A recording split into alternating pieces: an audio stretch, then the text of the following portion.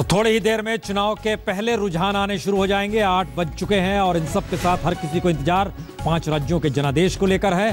वोटों की गिनती अब शुरू हो रही है और जिस तरीके से चूंकि ईवीएम मशीन के जरिए बहुत तेजी से ये तमाम जनादेश जो भी है निकल कर आएंगे। सबसे पहले पोस्टल वोट जो है उसकी गिनती होती है और उसके बाद प्रक्रिया शुरू होगी जिसमें रुझान आने शुरू हो जाएंगे। और हर किसी को इंतजार इसी बात का लेकर है कि दरअसल जिस तरीके से एग्जिट पोल में सत्ता परिवर्तन की दिशा में चीजें बढ़ती हुई हैं, ये सारे लोगों को हर किसी को इंतजार है। शाहनवाज जी बीजेपी के नेता भी इस वक्त हमारे साथ जुड़ चुके हैं। शाहनवाज जी, धड़कनें बढ़ी हुई हैं या उम्मीद आस सब कुछ बरकरार है, पुख्ता है कि नहीं, जीत रहे हैं असम में खास तौर से? देखिए, सबसे बड़ा दाव तो असम में ही है भारतीय जनता पार्टी का और हमें पूरा विश्वास है कि असम में हम जीतेंगे, इसमें कोई शक की गुंजाइश हमें लगती नहीं है।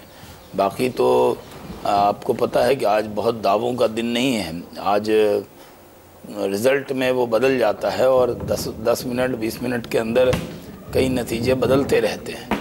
तो इसलिए उम्मीद ये है, मैं पहला स्टेटमेंट कर दूं कि भारतीय जनता पार्टी असम में जीतेगी, बंगाल और केरल के अंदर मजबूत स्थिति में होगी।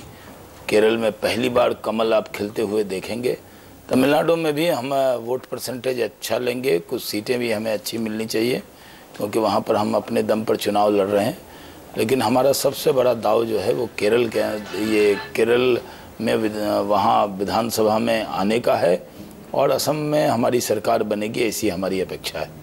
शाहनवाज जी, हम सुबह से लगातार एक चीज़ देख रहे हैं कि जो भी एग्जिट पोल आया है, अब तो चूंकि वक्त हो चला है ओरिजिनल पोलिंग का और उसके रिजल्ट का सामने आने का, लेकिन एक चीज़ नहीं देखे हैं कि हर पॉलिटिकल पार्टी में आस है। तरुण गोगोई कह रहे हैं हम जीत रहे हैं, सोनोवाल सुबह सुबह मंदिर की दिशा में गए, केरल में उधर हमने देखा चांडी साहब चर्च पहुंचे और वहां पर ओमान चांडी दूसरी तरफ कह रहे हैं हम आ रहे हैं।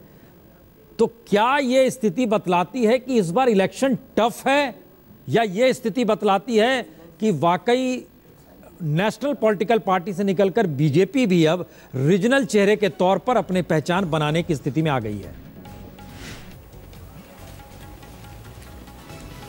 देखिए, विश्वास तो होता ही है जो लोग चुनाव लड़ते हैं। मैं पुनप्रसन जी कह दूं कि चुनाव एक ऐसा तिलस्म है कि जिसमें जिसकी जमानत जब्त होने वाली होती है वो भी 5 लाख से जीतने का दावा करता है और उसको भी नहीं मालूम होता है कि उसकी स्थिति वोट में क्या होने वाली है।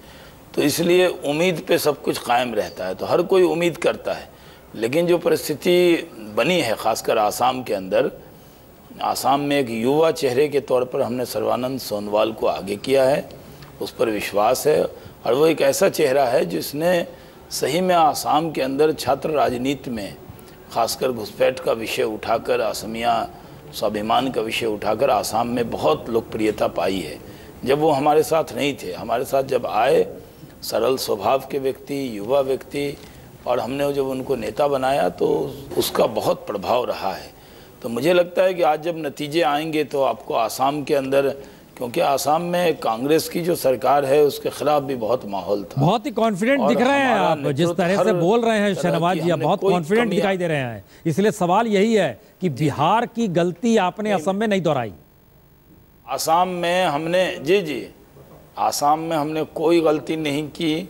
हमारे क्रिटिक ने भी हमारे कैंपेन को, हमारे पूरी स्थिति को बहुत अच्छा कहा। हमारे विरोधियों ने भी कभी हमारी किसी बात की आलोचना नहीं की।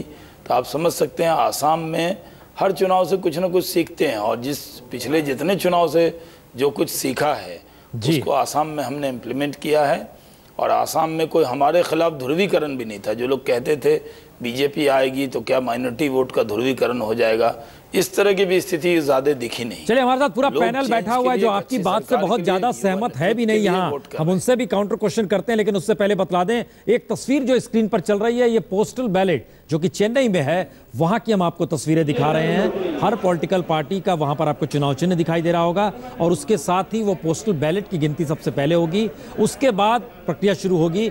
लेकिन चंद सेकंड्स या चंद मिनटों के बाद, अब चूंकि 8:04 हो चले हैं, तो कुछ ही देर में रुझान आने शुरू हो जाएंगे और इन रुझानों के आश्रय फिर धीरे धीरे बात आगे बढ़ती चलेगी, क्योंकि हमारा एक पैनल चूंकि साथ जुड़ चुका है। रामचंद्रन जी, आप हमारे साथ तुरंत जुड़े हैं, इसलिए ये सवाल है, असम को लेकर बीजेपी इतनी ज्यादा एंथुसियाज्म है कि हम जीत रहे हैं, और लग रहा है कि उसका रिफ्लेक्शंस जो है, अब बीजेपी ने चूंकि 2015 में एक भी चुनाव नहीं जीता, 2014 में जरूर जीता था, 2016 की शुरुआत कुछ ऐसे हो जाएगी जिससे आने वाले वक्त में बेहतर दिन आ जाएंगे उनके लिए।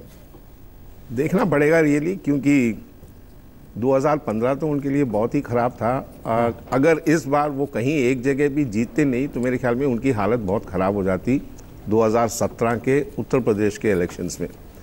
पर जो अभी तक देखने को आया है आसाम में, गोगोई साहब ने तो अभी भी ये नहीं छोड़ा कि वो हार रहे हैं। वो कल भी उन्होंने स्टेटमेंट दी है जरूर, और बड़े कॉन्फिडेंट मूड में है। नहीं, आज सुबह भी दी है, हम ये भी आपको बता दें। सुबह ही हमारे संवाददाता ने बातचीत की, उन्होंने बोला जी नहीं, अभी भी हमें भरोसा है। बट जो एक चीज़ लोगों को समझ नहीं आई कि उन्होंने एक किताब क्यों रिलीज़ की 2 दिन पहले वोटिंग से, कि मैं ज़रूर जीत रहा हूँ, और ये बहुत बड़ा सरप्राइज़ होगा कि कांग्रेस एक चौथी बार सत्ते पे आ रही है। देखिए, हम लोग कितना भी कुछ भी कह लें, पर 15 साल आपको सत्ते पे रहने के बाद कुछ तो एंटी इनकम्बेंसी आपके खिलाफ होगी। दूसरी बात, कांग्रेस में सबको मालूम है, असम में खासकर, कि हेमंत बिस्वा शर्मा साहब उनके एक बड़े स्ट्रैटेजिस्ट रहे हैं कांग्रेस पार्टी में भी, और अब बाहर निकल के अगर वहाँ पर बीजेपी कुछ बहुत बड़े एक पैमाने पे जीतेगी तो क्रेडिट ज़्यादातर लोग उन्हीं को दे रहे हैं, ना ही जो मुख्यमंत्री के नाम पे नॉमिनी चुने गए हैं बीजेपी के, सोनोवाल। तो ऑल इन ऑल टक्कर कुछ कांटे की है। देखिए, परिणामों का असर, इसलिए शशि शेखर जी भी हमारे साथ जुड़ चुके हैं, हिंदुस्तान के प्रधान संपादक। शशि शेखर जी, क्या ये पूरा का पूरा जनादेश देश की राजनीति पर भी सीधे असर डाल देगा, ऐसा महसूस होता है? यकीनन ये पहली बार ऐसा हो रहा है कि उन स्टेट्स के चुनाव जो कि कभी सिंगल कॉलम में निपट जाते थे अखबारों में दिल्ली के, वो लगातार चर्चा का विषय हैं। मैं 2-3 चीज़ें इन चुनावों में बहुत शिद्दत से महसूस कर रहा हूँ। पहली बात, क्षेत्रीय शक्तियाँ कांग्रेस के क्षरण के बाद, क्योंकि पहले कांग्रेस ऐसा होता था कि राष्ट्रीय पार्टी थी लेकिन उसको ताकत नीचे से मिलती थी। मोरारजी देसाई भी एक क्षेत्रीय नेता होते थे एक ज़माने में। तो आज एक क्षेत्रीय नेताओं की पहली बार बात हो रही है। सर्बानंद सोनोवाल का इतनी बार नाम आ रहा है। बीजेपी की स्टेट इकाई जो है केरल की, उनके कुछ लोगों का नाम आ रहा है जो कभी कोई नाम सुनता नहीं था उनके। तो पहली बार मुझे एक डेमोक्रेटिक फेडरल सिस्टम मजबूत होता हुआ दिख रहा है। असम की बात पर मैं एक बात बता दूं, गोगोई का कॉन्फिडेंस क्यों है। हवा तो बहुत ज़बरदस्त दिख रही है भारतीय जनता पार्टी की, और जिससे भी बात कर रहे हैं वो लगता यही है कि वहाँ सत्ता परिवर्तन हो रहा है। 15 वर्ष के बाद एक एंटी इनकम्बेंसी का माहौल भी दिखता है, एक पीढ़ी परिवर्तन भी हो जाता है। लेकिन प्रसून जी, उनको ऐसा लगता है कि मुस्लिम वोट्स, अहोम वोट्स, और अगर थोड़ा सा भी शिफ्ट कर गए टी वर्कर्स तो एकदम से सारी स्थिति परिवर्तित हो जाएगी। ऐसा गोगोई जी का खेल है। होगा कि नहीं होगा इसके लिए सिर्फ 2 घंटे का इंतजार है। चंद घंटों में चीजें सामने आ जाएंगी। रोहिणी, आप मौजूद हैं चेन्नई में, करुणानिधि के घर के बाहर। हम एक तरफ पोस्ट गार्डन गए, वहां पर उल्लास है, उत्साह है, जीत रही है, अम्मा आ रही है। यहाँ पर क्या है रोहिणी?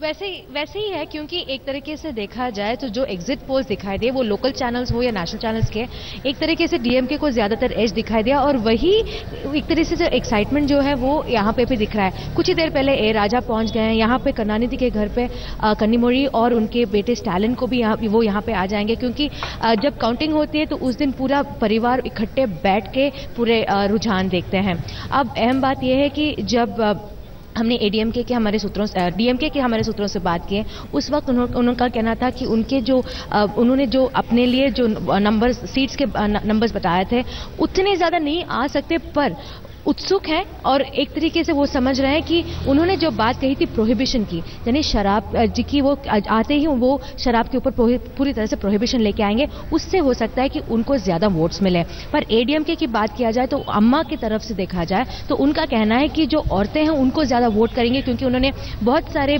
फ्री बेस, मुफ्त में बहुत सारी चीज़ें बताई हैं, जैसे कि औरतों के लिए 50% उन्होंने डिस्काउंट दिया है बाइक्स के लिए। उसके अलावा उन्होंने बच्चों के लिए भी बहुत सारे बताए हैं, और एम्प्लॉयमेंट, जो काम रोजगार है, उनके लिए भी काम की बात कही है। तो हो सकता है कि अम्मा कह रहे हैं कि इससे उनके जो विमेन वोटर्स हैं, कि औरतें हैं, उनकी तरफ आ सकती हैं। अहम बात यह है कि AIADMK और डीएमके के बीच में बहुत बड़ी टक्कर है।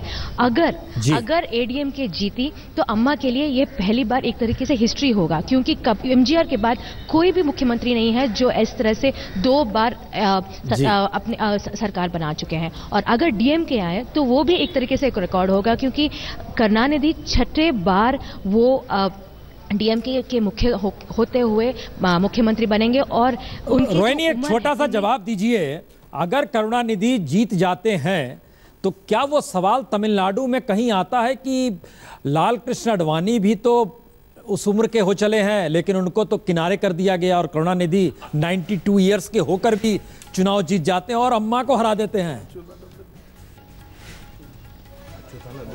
बिल्कुल वो तो है, पर अहम बात ये है यहाँ पे कि जो द्राविडियन पार्टीज की बात होती है वो ये है कि DMK करुणानिधि होते हैं और ADMK जयललिता होते हैं। तो उम्र को नजर नहीं रखते, बल्कि वो 2 पार्टियों के द्राविडियन पार्टीज को वो इलेक्ट करते हैं। चलिए, शुरुआती रुझान आने शुरू हो गए हैं। केरल में लेफ्ट पार्टी आगे चल रही है और मौजू ये भी है, अच्युतानंदन साहब की उम्र भी लगभग 93 हो चली है, 92 बरस 8 महीने।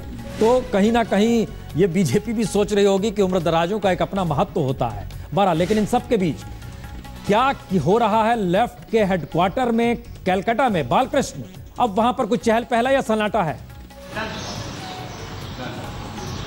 प्रसून, अभी भी यहाँ पर वैसा ही सन्नाटा है। कोई भी लेफ्ट पार्टी का नेता यहाँ पर अभी नहीं आया है। और जब शुरुआती रुझान आने शुरू होंगे उसके बाद ही आप देखेंगे कि यहाँ पर कुछ नेता आना शुरू होंगे। जो एग्जिट पोल की तस्वीर आई है उससे जो लेफ्ट के नेता हैं वो बहुत खुश नहीं है। उनको लगता है कि जो जिस तरह के नतीजे दिखाए जा रहे हैं शायद स्थिति उतनी बुरी नहीं होगी। लेफ्ट के नेताओं को इस बात की भी चिंता है, जैसा कि मैंने पहले बताया, कि अगर नतीजे वैसे आते हैं तो हिंसा होगी उनके कार्यकर्ताओं के खिलाफ। और पार्टी के नेता इस बात पे जुटे हुए हैं, इस बैठक कर रहे हैं, इस रणनीति तैयार करने में जुटे हुए हैं कि किस तरह से जब नतीजे आते हैं तो हिंसा से अपने लोगों को बचाया जाए। इस बारे में कल उन्होंने बैठक भी की थी। उन्होंने बताया भी कि अभी रिजल्ट आने शुरू नहीं हुए हैं, लेकिन अभी से ऐसी खबरें आ रही हैं कि कुछ दूर दराज के इलाकों में जो लेफ्ट के जो कार्यकर्ता हैं उनके ऊपर हमले शुरू हो गए हैं। तो ये एक बड़ी चिंता है लेफ्ट के नेताओं की। क्या ये सही है? ये फैक्ट है। फर्स्ट और सेकंड फेज में भी जो हमारे इंटीरियर्स के वर्कर्स हैं उनको घरों में ताले लगा दिए बाहर। सुबह पुलिस को फ़ोन किया, वो रिस्पॉन्ड ही नहीं कर रही है। सेकंड फेज में हमने जब कंप्लेंट की तब भी प्रॉब्लम, फिर थर्ड फेज में हमने इलेक्शन कमीशन को कंप्लेंट की है, तब जाके थोड़ा रिलीफ मिला है। और इंटीरियर में हमारे वर्कर्स को वोट डालना तो छोड़, हमारे वर्कर्स को निकलना ही नहीं दे रहे घर से। ये क्राइसिस है। तो क्या ये ममता का लेफ्टीकरण हो गया है? ये ममता पहले लेफ्ट भी इस रूप में थी। हमने कभी ये नहीं किया किसी के वर्कर को ताला लगाया। हमने किसी वक्त झगड़ा हुआ, पॉलिटिकल झगड़ा हुआ, उसमें क्लैश हो गया, अलग बात है। आपकी स्ट्रेटेजी क्या थी? आपने ताले नहीं लगाए तो आपने कैसे रोका लोगों को? नहीं, हमने कभी नहीं रोका। आप बताइए कहाँ पे हमने रोका? आप 35 साल में ये दिखाइए कि हमने लोगों को रोका हो। शशि शेखर जी, हमने रोका नहीं है प्लीज। वो क्लैश हो गया, गांव से लोग नहीं निकले, वो अलग बात है। और हमने कभी उसको सपोर्ट नहीं किया, उस क्लैश को। नेवर एवर हमने स्टेट की तरफ से उसको सपोर्ट किया हो। एक भी एग्जांपल 35 साल में आप दिखा दीजिएगा। तो आप लोग ये भी मान के चल रहे हैं कि जो वोटिंग पैटर्न है पश्चिम बंगाल का इस बार नजर आया वो भी मैनेज्ड है क्या? नहीं, वोटिंग पैटर्न में हम तो इस सर्वे से एग्री नहीं करते। मेरे हिसाब से तो वहाँ पे ये पोजीशन नहीं आने वाली। मेरे हिसाब से तो लेफ्ट का और कांग्रेस का बहुत बड़ा गेन होने वाला है। जीत होने वाली है, आपको ये महसूस हुआ? गेन होने वाला है बहुत बड़ा। मिनिमम तो गेन तो हर हालत में होगा ही। और ये 10 से 12 सीट का फ्लक्चुएशन का फर्क रहेगा। एलडीएफ और यूडीएफ की हम जानकारी आपको दे दें कि जो शुरुआती दौर में जो आ रहे उसमें कांग्रेस प्लस यानी यूडीएफ 28 सीटों पर आगे चल रही है, एलडीएफ 43 सीटों पर आगे चल रही है। ये बहुत ही एशिया नेट के हवाले से हमने चूंकि अलग अलग जगहों पर जो भी वहां पर के जो न्यूज़ चैनल्स हैं और अलग अलग जो भी सोर्सेज हैं उसकी भी हमने व्यवस्था की है, जिसके जरिए तमाम जानकारी बहुत तेजी से आती चली जाए। तो ये एशिया नेट के जरिए है कि शुरुआती रुझानों में एलडीएफ यानी लेफ्ट आगे चल रही है, 43 सीटों पर आगे चल रही है। ये पोस्टल बैलेट शुरुआती दौर में उसकी गिनती होती है और उसके जरिए ये सब कुछ नजर आ रहा है। और इसी तरीके से तमिलनाडु और बंगाल में भी शुरुआती रुझान जो आएंगे वह भी पोस्टल बैलेट के नजर आएंगे, उसकी गिनती सबसे पहले होगी। लेकिन एक क्या कह रहे हैं असम में सोनोवाल, जरा उन्हें सुन लेते हैं। সকলো জাতি গোষ্ঠী ভাষা ভাষী ধৰ্মৰ লোকে কেইটামান মুহূৰ্তৰ পিছতে ইতিমধ্যে ভোট গণনা আৰম্ভ হ'ব। ভোট গণনা নিশ্চিতভাৱে ভোট গণনা ভালদৰে হ'ব। অসমৰ ৰাইজে এইবাৰ ভাৰতীয় জনতা পাৰ্টীৰ লগতে মিত্ৰজোঁটক আঁকোৱালি লৈছে। সেই ফলাফলে কিছু সময়ৰ পাছত অসমৰ ৰাইজে জানিবলৈ সক্ষম। মন্দিৰত কি আশা লৈ আপুনি ইমান দীৰ্ঘ সময় ধৰি? মন্দিৰত সেইটোৱে মানে সকলোৰে বাবে, মোৰ দলৰ সকলো সতীৰ্থৰ বাবে প্ৰাৰ্থনা জনালোঁ আৰু অসমৰ ৰাইজৰ ওচৰত মই মোৰ মূৰ দুৱাই আশীৰ্বাদ বিচাৰিলোঁ। ভগৱন্তৰ শ্ৰীচৰণত কোটি কোটি প্ৰণাম জনালোঁ। আৰু 5 ঘণ্টা ঈশ্বৰে সকলোবিলাক সম্ভৱ কৰি তুলিব পাৰে। ছাৰ 5 ঘণ্টাৰ পিছত ফলাফল পোহৰলৈ আহিবই, কিমান আসন পাম বুলি এতিয়া ভাবিছা আপুনি?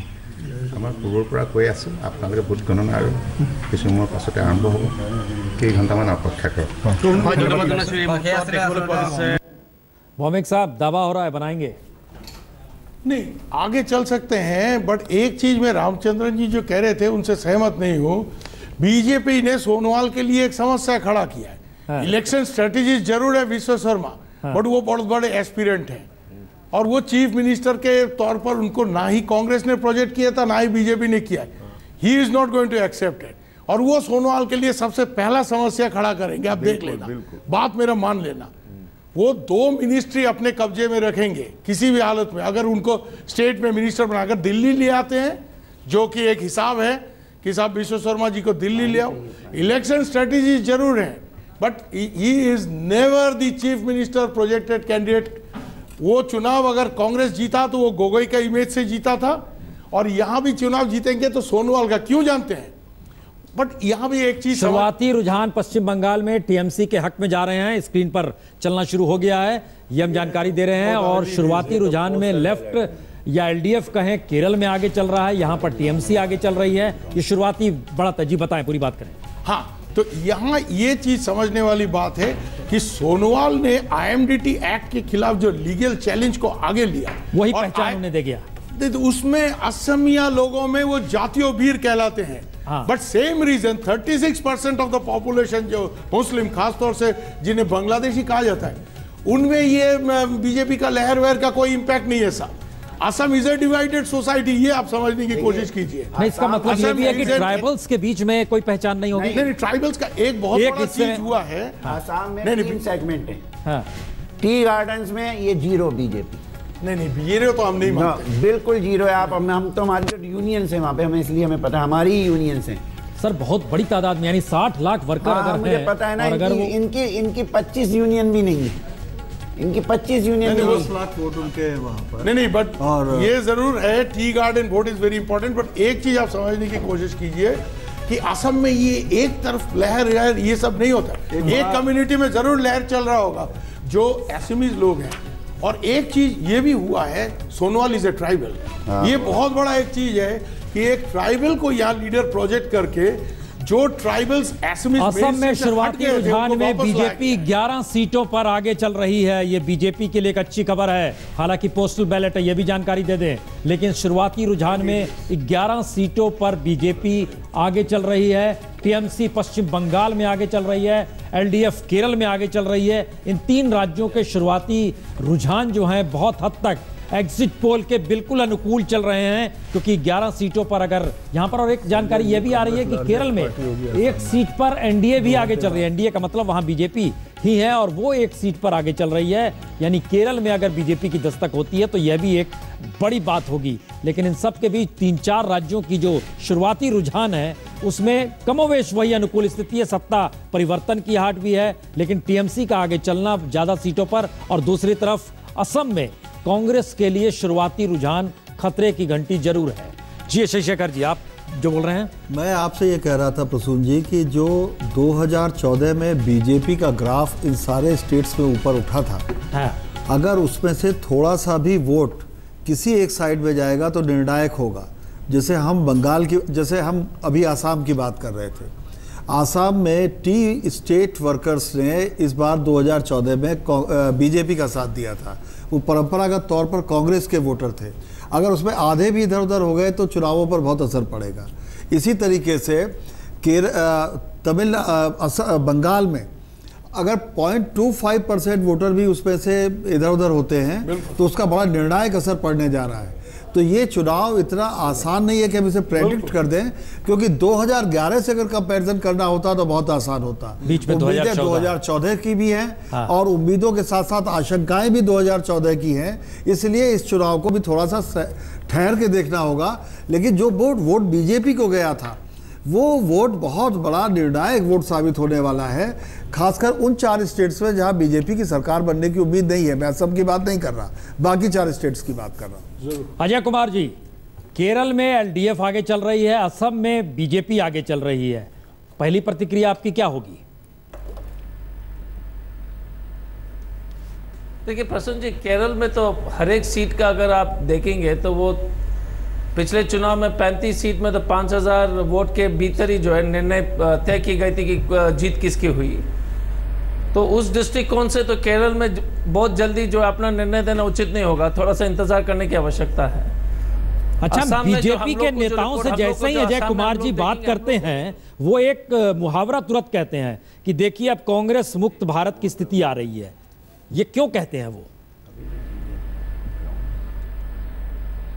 प्रसून जी, ये तो भारतीय जनता पार्टी तो पहले तो अपने आप को कांग्रेस से मुक्त कर ले। पिछले लोकसभा चुनाव में 100 सांसद को तो उन्होंने जो पुराने कांग्रेस वाले को टिकट देके जो है हर जगह, अगर आप देख लीजिएगा, अभी भी वर्तमान असम में देख लीजिए, हेमंत जी की स्थिति देख लीजिएगा कि जो भी है, तो ये लोग तो ये कांग्रेस बीजेपी मुक्त भारत बहुत जल्दी होने वाली है। जिस तरह से मोदी जी के जो परफॉर्मेंस रहा है, तो हम लोग तो देखेंगे कि जिस तरह वोट शेयर पर देख लीजिएगा कि पांचों जो आज के जो चुनाव के रिजल्ट नतीजे आएंगे, ये भी गौर करने की बात होगी कि क्या वो से 2014, जैसे एक वक्ता ने ठीक कहा कि 2014 के दृष्टिकोण से कितने वोट घटी है।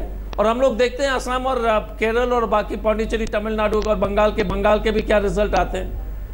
शुरुआती रुझान है बहुत ही, अजय कुमार जी, बहुत शुरुआती रुझान है। लेकिन शहनवाज जी, शुरुआती रुझान बीजेपी के हक में है, क्योंकि केरल में 1 सीट पर आगे होना, 11 सीटों पर असम में आगे होना, ये सारी स्थितियां बता रही हैं कि बीजेपी है, मौजूद है। लेकिन उसकी मौजूदगी क्षेत्रीय चेहरे के तौर पर है या दिल्ली में मोदी सरकार ने कुछ वाकई किया उसकी वजह से है?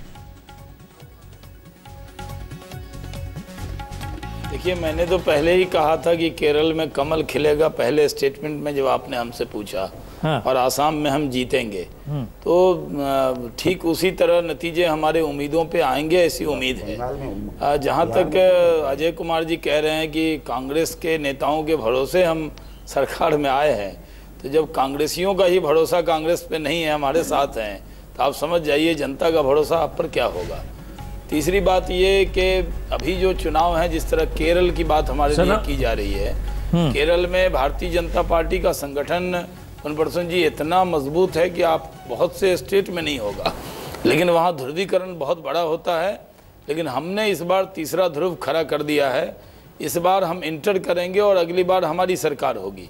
तो केरल में संगठन हमारा बहुत मजबूत है, लेकिन हम उसको नतीजों में नहीं बदल पाते हैं। लेकिन इस बार कुछ सीटें हमारी मिलेगी और केरल में आज़ादी के बाद पहली बार कमल का फूल विधानसभा में जाएगा, ऐसी हमारी अपेक्षा है। संजय जी, जो शुरुआती रुझान है, हम लोग एक बार देख चुके हैं बिहार इलेक्शन में क्या हुआ था। एक बार नहीं, कई बार हुआ ऐसा शुरुआती रुझान में। लेकिन इस शुरुआती रुझान की टाइम पीरियड क्या रहती है, मतलब किस स्थिति में देखा जाए इसको? कम से कम 1-1.5 घंटे में इंतजार, 9:30 बजे तक पोस्टल बैलेट खत्म होती है मिनिमम, कुछ भी कर लो।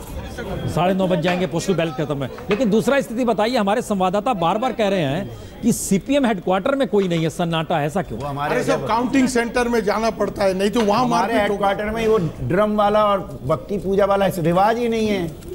सारे के सारे लीडर जो हैं आउट हैं अपनी स्टेट्स में, अपने जगह में बैन करेंगे। आप मेरे पार्टी हेडक्वार्टर में अजय भवन में जाएंगे, सिर्फ जो होल टाइमर वहाँ रहते हैं या जो ऑफिस सेक्रेटरी है और सिक्योरिटी ऑफिस है वही रहेगा, बाकी एक लीडर नहीं मिलेगा। मेरे अपने हेडक्वार्टर में नहीं है दिल्ली के में, ऑल इंडिया।